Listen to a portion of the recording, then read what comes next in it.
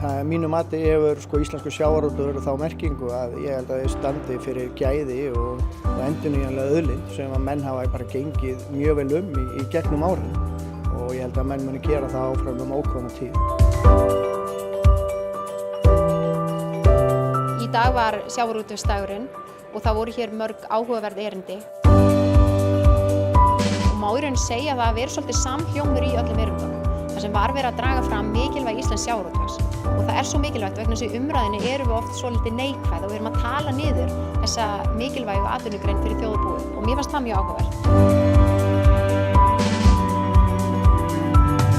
Ég tel að sjávarútvegurinn hafi skapað mjög mikið, skilað mjög miklum tekjum inn í þjóðarbúið. Það svo raunin frábærlega í erlendri samkeppni og hann hefur verið að byggja upp ótrúlega mikinn iðnað í kringum sjávarútveginn.